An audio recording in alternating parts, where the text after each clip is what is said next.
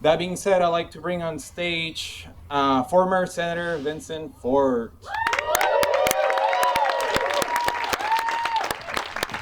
Brother. Good afternoon, everybody. Hold it, I just got here. You can't be mad at me. I said good afternoon. That ain't good enough. Say it like they can hear it over at City Hall with all them Joe Biden folk. Good afternoon.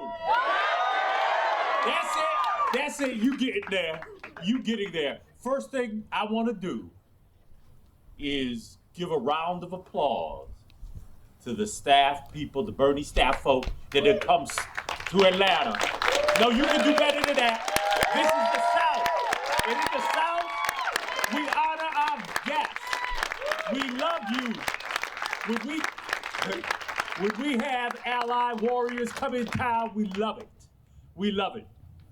But I want to say a few things. The time has come to talk the truth. All right now. The time has come to talk the truth. What we have to do is make sure we got the right message, and when we get the right message, we get in the streets and deliver that message. We got to have the right message. And I've been saying all along for the last several months, we cannot accept the opposition's premises. You know what the opposition says? And I'm going to just talk black for a minute.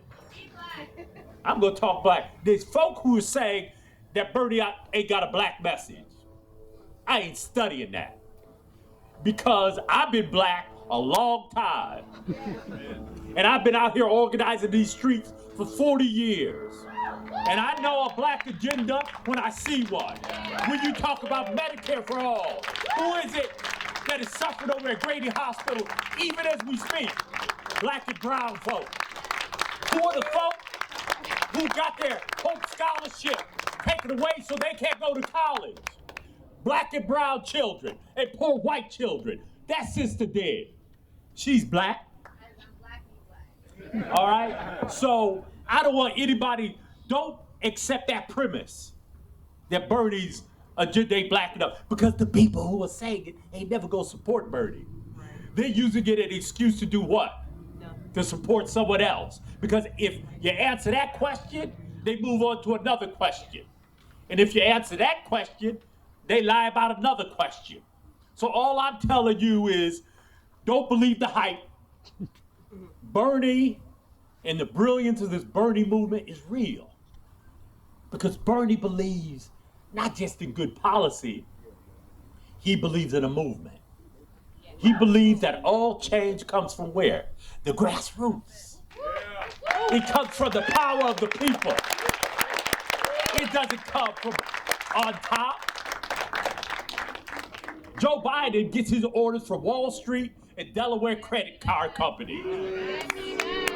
Let's just tell the truth. Bernie gets his direction from who? From the people.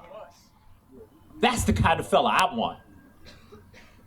Bernie knows what it means when we say Wall Street rips us off. Because if you know something about my career, I fought a long time against who? The banks and predatory lenders and stealing homes and stealing the homes of who? Black people, usually black women. And I've had to sit in the front room of many houses and tell black women usually that after I look at their papers, that ma'am, you're gonna lose your house if you don't get busy. That's what Wall Street means to me.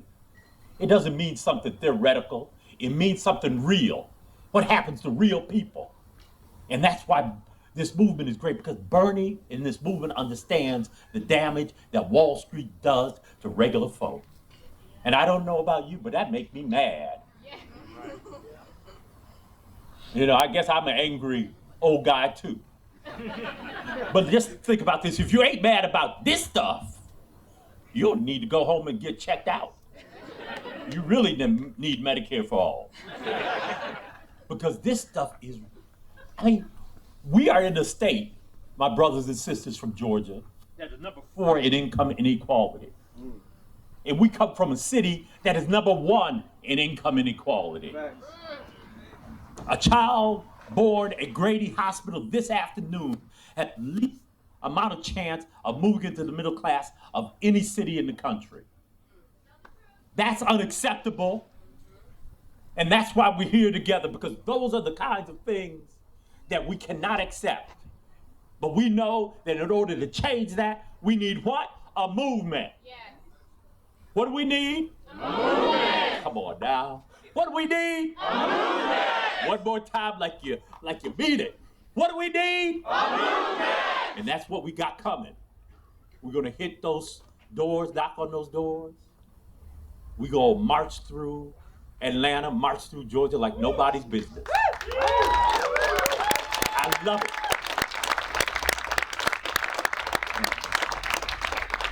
I love it. We're going to march through this city and this state like nobody's business. I know I'm going long, and I apologize.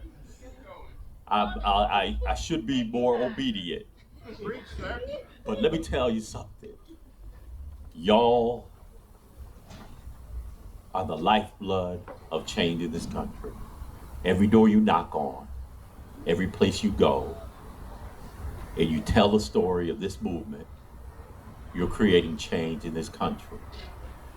So all I want to do, I know how tough it is, how difficult it is to be part of a movement where you're fighting the billionaires and millionaires. Lord knows I know, Ted Terry, what it takes.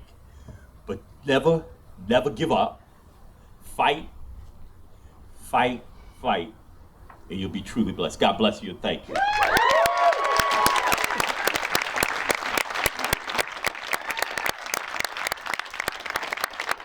right, one more time, give it up for Senator Ford.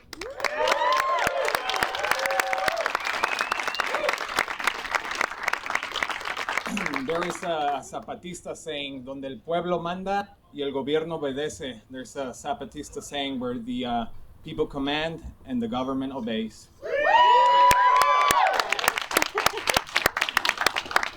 I'd like to now welcome Clarkson Mayor Ted Terry.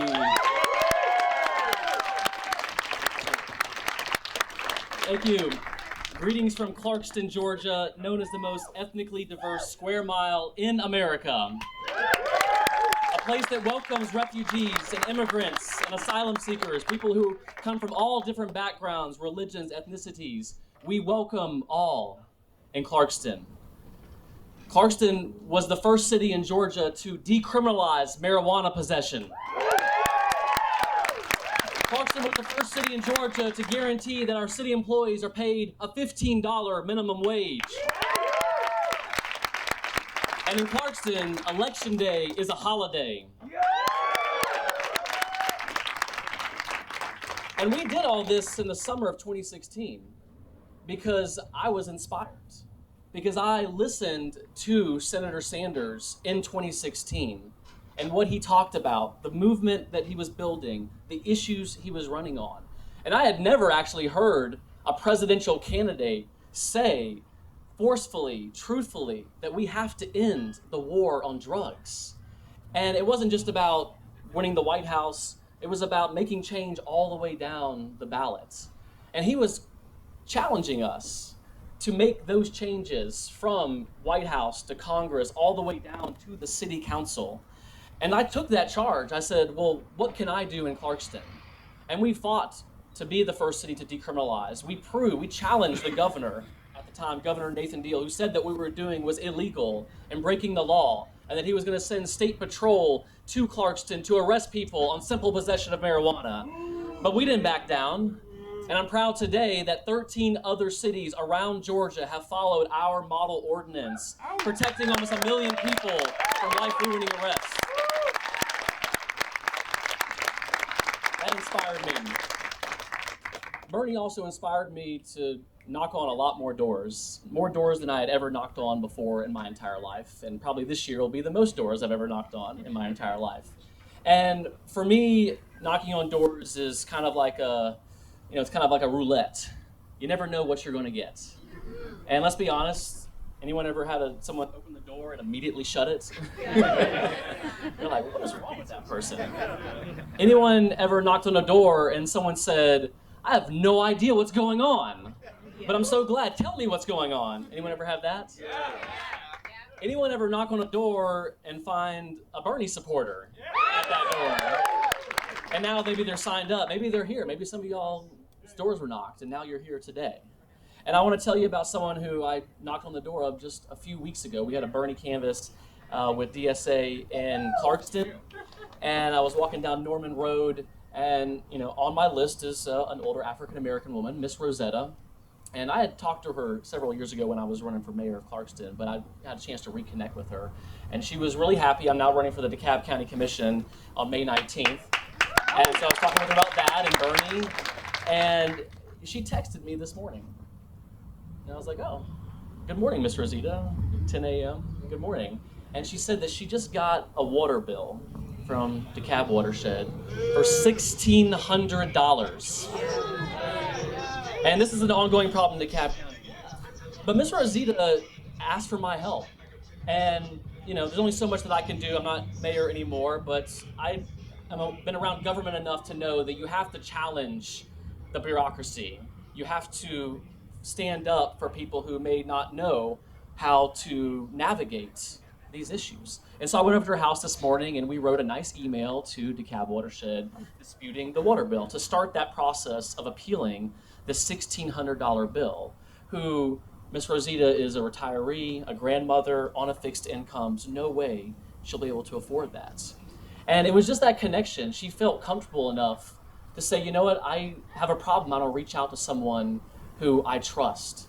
And this is what this movement is about. It's one by one.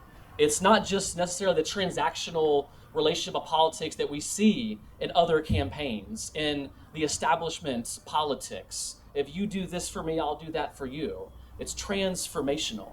It's about showing that the average person has a voice, even in the halls of the White House, Congress, or even the county commissioner, city council.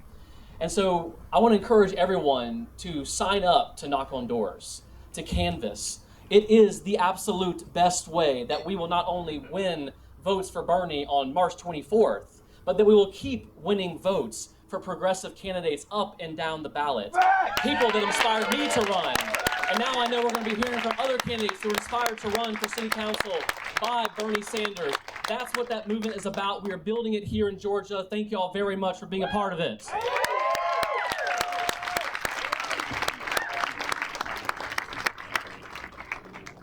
Thank you, Mayor. I would like to now introduce to you DeKalb County Democratic Party Chairman, John Jackson.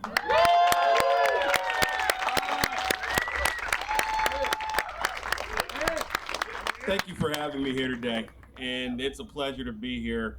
I am the chair of DeKalb County Democrats. We are one of the largest county parties in the Southeast. And, I was warned that I shouldn't endorse Bernie, that it would be divisive. And I just said, fuck it, I'm gonna do it anyways.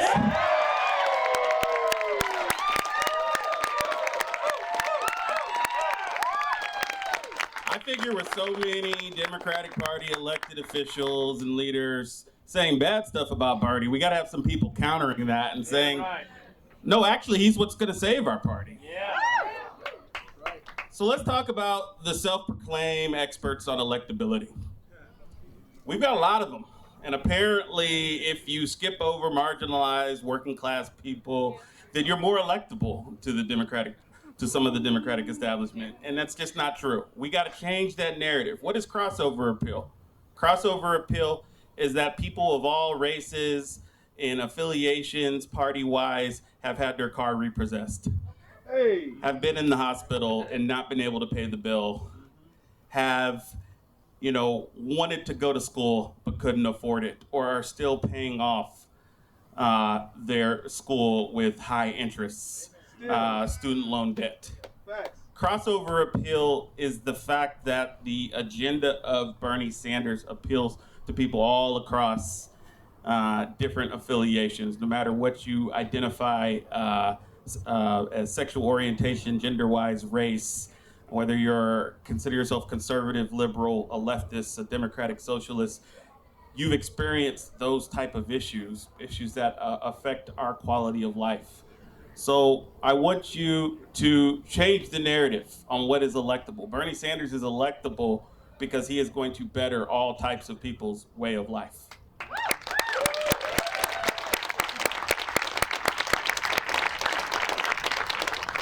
There are still a lot of votes out there. There are folks deciding if I'm even gonna vote. There are folks who haven't been paying attention and they're not even aware that elections are going on because they're just trying to make a living and take care of their kids. And there are folks who maybe their favorite candidate dropped out and they weren't planning on voting for anyone else, but you're gonna tell them why our guy is the best. Because he is going to put forth a revolution in this country that is really not that radical. For all of us to have an equal shot at living a decent life is not radical. That is what the Democratic Party platform claims to stand for. But there's a segment within my party who feels we need to water that down and appeal to rich, conservative moderates in order to be electable. And that's just not true. But thankful we have all of you here today who are going to put in the work and are going to give the people a victory on March 24th. And then at the convention in July, we can nominate Bernie Sanders to send that orange racist home in November.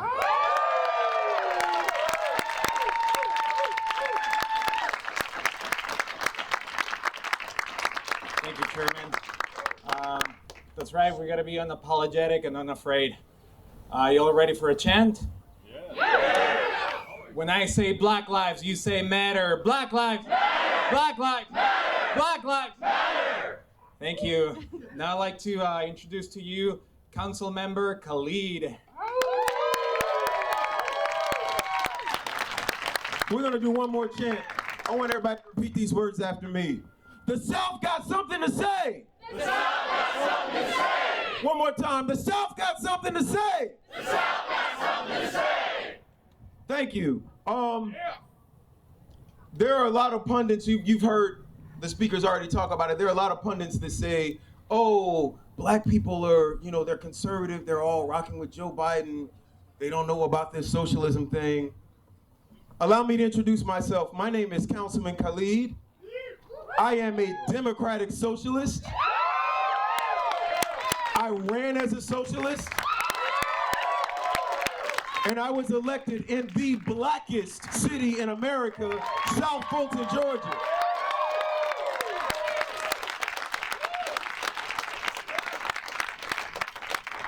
The first thing I want to do is welcome again our regional field director, Victoria. Where's Victoria? Victoria Fielder, and our state director, Ernest Boston.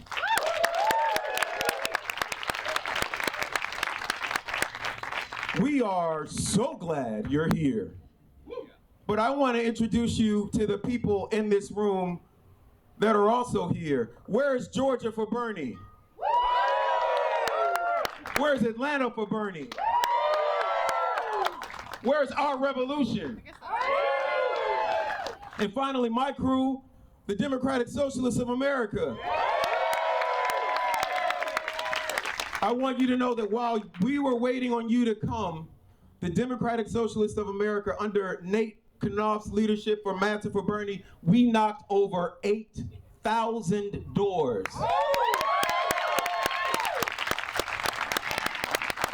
And now we're going to join with the campaign. I want to make sure that everybody here has signed up at that table over there, because we're going to knock doors. And I want to talk a little bit about why we are knocking doors. In 2016, 4 years ago, I went to Bernie Sanders' headquarters right here on Auburn Avenue, and I said, how come nobody's knocking doors on Old National? I represent Old Nat. And I was like, how come nobody's knocking doors on Old National? Because my people are using emergency rooms as primary care physicians. And my people aren't making $15 an hour. This is a campaign that my people need to know about. And at that time, the state director, LaDon Blackett-Jones, said, here's some signs, go knock some doors. Get your crew together and go knock some doors. What I didn't know is that 2 months later, I would be knocking those same doors again as a delegate to the Democratic National Convention.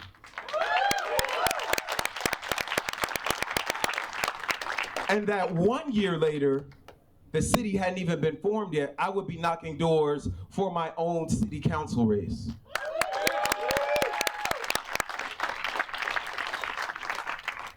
And this is so important. When Bernie says, not me, us, he's not just talking about us as voters. He's talking about us as elected activists. Because in 2008, when Barack Obama in 2009, they signed the Affordable Care Act, our governor and attorney generals in all of these southern states fought to block that Affordable Care Act. There are over 1 million people in Georgia right now that could have health care under Obamacare if we had a different governor. But I'm gonna tell you some good things that local elected officials have done. When this orange monster came into the White House and said that we're just gonna increase the deportations and start cooperating, and we're gonna have all of these we're gonna have all of these county sheriffs and all of these city police departments cooperate with ICE. We have people in place like Mayor Ted Terry who said, I'm not gonna cooperate with ICE.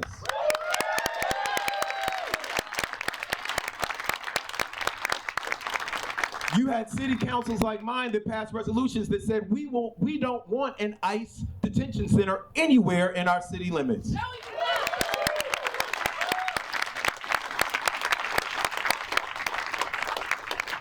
Right now, Bernie is talking about this radical idea about nationalizing public utilities. In many of our cities, the utilities are already owned by the city. The city already owns the power company or the water company. And what you need to understand is that at the local level, this is where we can begin making the argument that democratic socialism is good. Where we have smaller budgets, where the stakes are lower, where people can actually talk to the legislators that are passing the laws. And so when this campaign is over on March 24th, we will still be here. The Democratic Socialists of America will still be here. I need you to come to this table and sign up.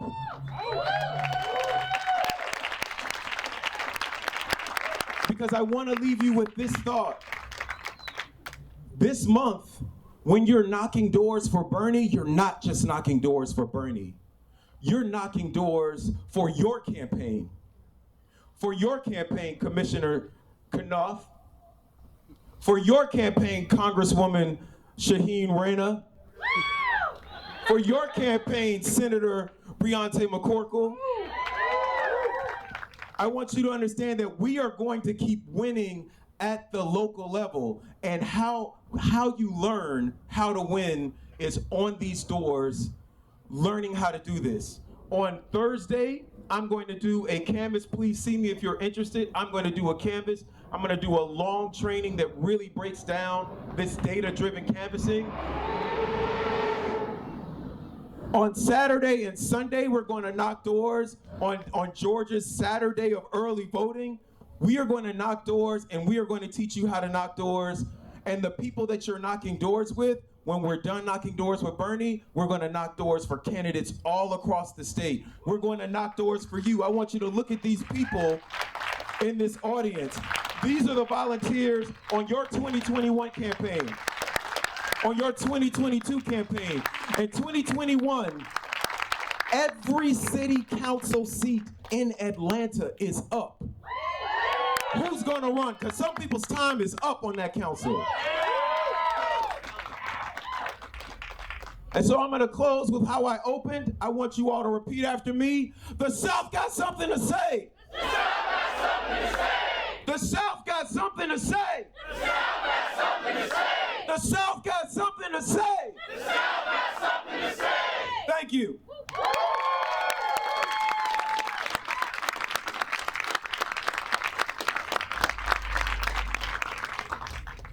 See, I don't know why they had me come back after that man right there.